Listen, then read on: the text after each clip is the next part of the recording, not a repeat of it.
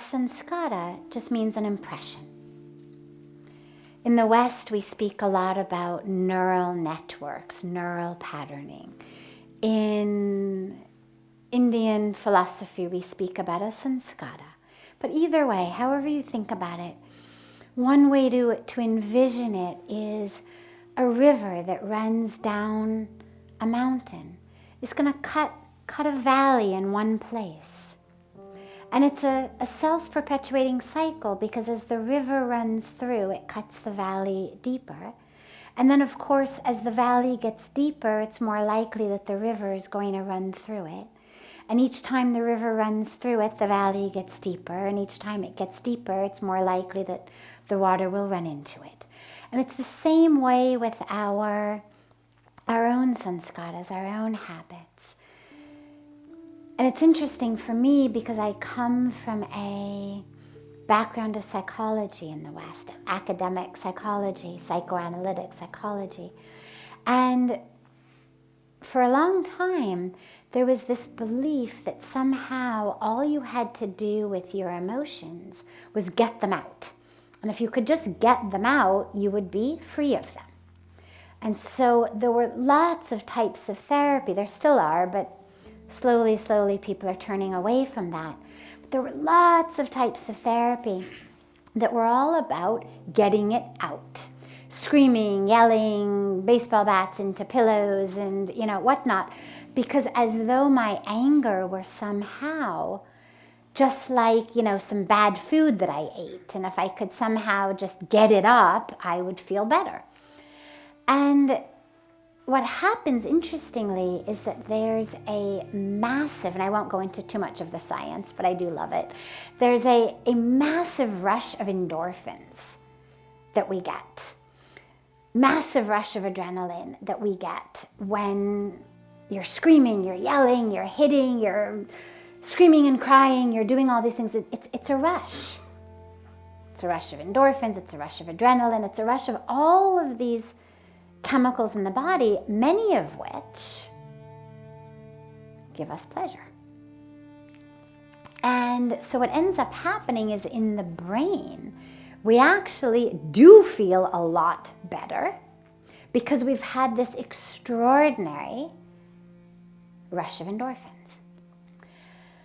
And you're tired and you've got that feeling, feel so much better.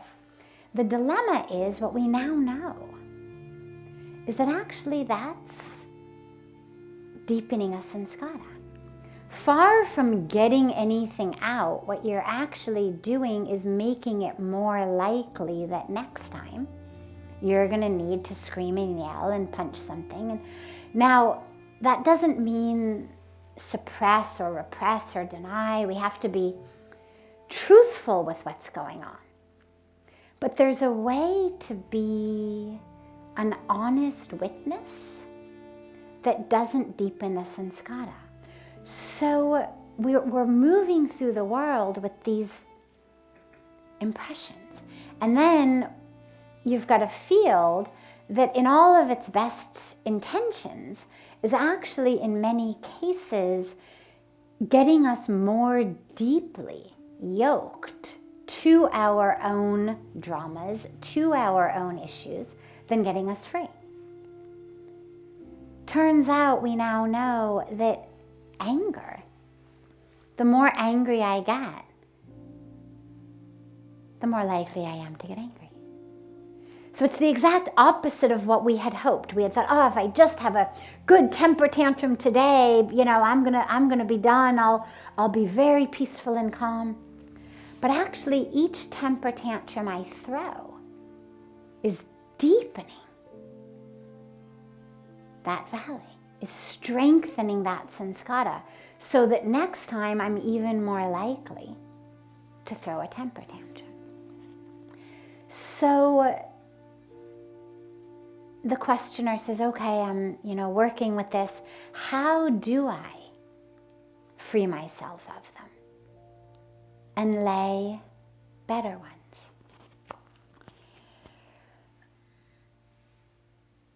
The dilemma is all of this is taking place here.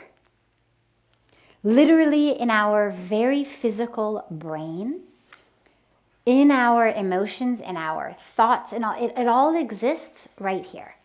And the problem with that is that most of us try to do the sort of one part talking to this part, and then I'm going to tell you what to do, without realizing, well, the dilemma is we're all in the same place.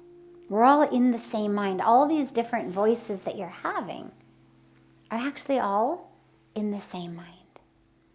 And so what happens is, if I say, let's say I have a sanskara of ego. So let's say that my sanskara is I'm better than everybody else, or I deserve more than everybody else, or I'm the one who should always be, the most taken care of. Or it could be the exact opposite. Because the ego, by the way, most of us, when we think of the ego, we think of it as that which says, oh, you're the best, you're the most wonderful, you're the highest. And it is. But the ego is also the one who says, you're the worst, you're the lowest, you're nothing. They're just different faces of the same ego. So, but for the sake of this example, let's say that I've got an ego that says, I'm the best, I'm the most deserving, I'm the smartest, I'm everything. Okay. So then I am on a spiritual path, and I say, I need to get free of that sanskara that's keeping me from the truth of who I am, the truth of my divine self. Because the I am the best is an I in separation. It's me as an individual over here, separate from you, separate from you, separate from you. That about me which is best is when I realize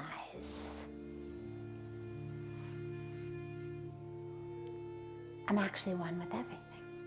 And because the divine is perfect, okay, yes, I am also perfect, but I'm only perfect in that fullness, in that connection with divine perfection, not this individual self with its own ignorance and its own habits. That's not perfect. That's what we're working with. So if I've got my sanskara that says, you're the best, everybody else is, worthless and useless and stupid, and you're the only one who can do anything, you're the best one, you're the smartest, okay. Then I decide on a spiritual path, I need to free myself of that. So then I've got my mind in there saying, I'm going to free myself of that. I'm not going to think about how good I am. I'm not going to think about that I'm the best. I'm not going to think about how smart I am. I'm not going to think about how stupid those people are, how low those people are, how high I am. Well, you see what I'm doing? I'm thinking about it, right? It's like that famous joke story where they say, okay, we're going to meditate now, and whatever you do, don't think about pink elephants, okay? Just don't think about pink elephants. So now the minute we close our eyes to meditate, what's the first thing in everybody's mind? Pink elephants, right? Now, was anybody thinking about a pink elephant before I said it? But you see here how I've created the very problem I'm trying to solve. Because by not thinking about pink elephants, I'm thinking about pink elephants. We see this a lot with addiction. Let's say I'm a smoker and I decide I'm going to quit smoking. In order to quit smoking, I have to stop thinking about smoking. Okay, so today I'm not going to think about smoking. I am not going to think about smoking. I'm going to stop thinking about smoking. I am not going to... What am I doing? What is on my mind 24 hours a day? Smoking. So the dilemma is whether you are thinking about something or you are not thinking about it. Either way, it's taking place in the same mind. So it's there. Smoking is there. Pink elephants are there, whether you are actively thinking about them or actively not thinking about them. Your mind is full of that object. That sanskara is deepening, whether you're going with it or trying to push it away. And that's the dilemma of trying to use the mind to think about the mind. Or let's say that in my life, I was abused as a child. Okay, so you go through the work, you do the healing from it. Now I'm on a spiritual path and I need to break free from that identification, from that sanskara of being abused. So, okay, I am not going to move through the world as an abuse survivor. I am not going to think about I'm not going to be a victim. They just said that to me. Yeah, I can see my first way of thinking is abuse, but I'm not going to go there. Not going to think about abuse. But all day long, I'm still thinking about abuse. It's still what my mind is occupied with. That sanskara is getting deeper and deeper and deeper. So the only way to actually break free from this is to actually break free from the identification. And it's not something you can do with the mind. Because the mind is just going to keep making it go deeper and deeper. You're going to just be having the don't think about pink elephant syndrome. You have to break free from the whole identity that is wrapped up in these sanskaras. So it's not just, I'm not an abuse survivor. It's not that. It's, who am I? So rather than don't think about pink elephants, it's focus on this mantra. Focus on this image of the divine. Focus on this prayer. Focus on the flowing Ganga. It's not, I'm not going to think about the games of my mind or my sanskaras. It's, I'm going to realize the truth of who I am. I'm going to focus on that which is true, rather than not thinking about that which isn't true, and therefore filling my mind with it anyway. So instead of thinking about not smoking, I will be thinking about drinking lots of water, or I will be thinking about taking beautiful, fresh inhalations of Himalayan air. And going back to the sanskara, instead of not thinking about how I'm the best and how I'm the highest and how everybody's lower, instead of that, I'm going to think about how I'm one with everyone and everything. I'm just going to take that mind and put it on what's true, rather than focus on trying to change or undo that which isn't true. So the only way to undo the past sanskara and to create the new sanskara, the new impression,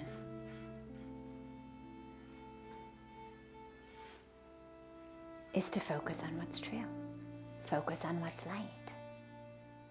Focus on what's full. So if I've got a sanskara toward anger, instead of not being angry, I'm going to focus on love. I'm going to focus on forgiveness. I'm going to focus on caring. I'm going to focus on that which is the truth.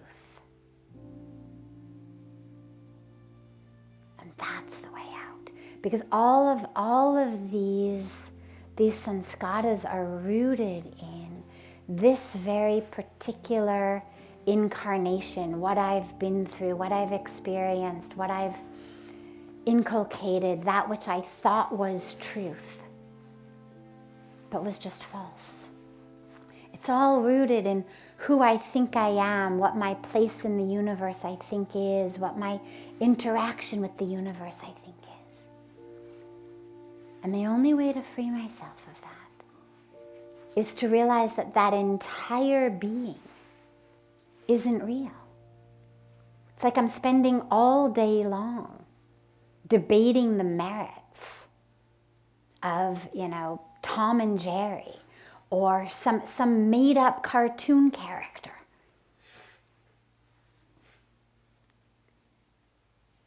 Well, regardless of whether I win the debate or lose the debate, I've spent all day long with my mind focused on the merits of characters who are fictional to begin with. In the same way, that false sense of self, that small sense of self, here's what I experienced, here's what's happened to me, here's what so-and-so did or said, here's my problems, here's my challenges, here's this, here's that. This is all that made-up caricature of ourselves to keep ourselves small. And the more attention I give to it, the smaller I stay. And the only way out is to shift the focus entirely to that which is true. The fullness, the wholeness, the completeness. And to do all of that which puts me into awareness of that. My meditation, my mantra, my seva, my service, my prayers. To do all of that, to move through the world connected to every single one I meet. Can I see the divine in every single one? Can I see myself in everyone? Because that's ultimately the truth.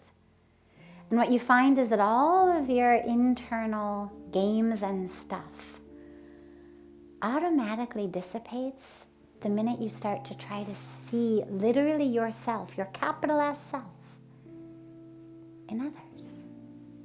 And the minute that you can catch a little glimpse of, oh yeah, there you are. Wow. Okay, amazing. The minute you have that experience of here I am in there, pulls you out of all the stories that exist only in here.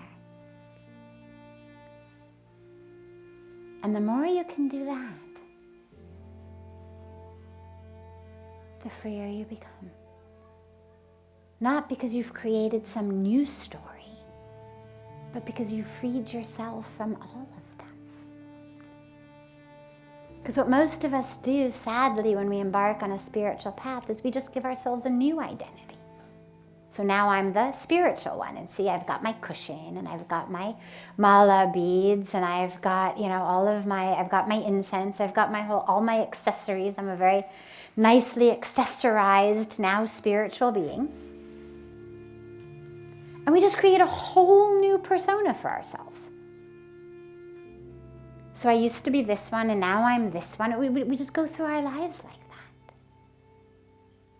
But at least with spirituality, the whole point is to be free. So we have to, if you just move from being the guy in the mailroom to being the president of a company, okay, it's a whole new role, and now you've got new clothes and a new office and a whole new set and whatnot. All right.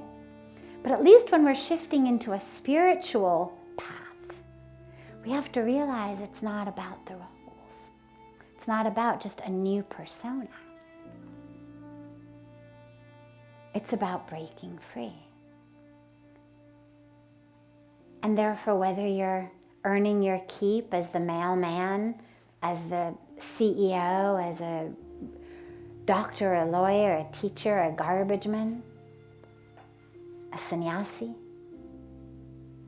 a homeless person, a beggar, whatever you may be, it doesn't matter. Because you're free. Because the self I'm seeing in you isn't the 48-year-old American female sannyasi. It's not, oh yeah, there she is. I'm not seeing my role in you. I'm seeing the role-less, persona-less, drama-less self in you. And so the more you can do that, the freer we get from our own dramas. And that's the goal. Not just to trade one for the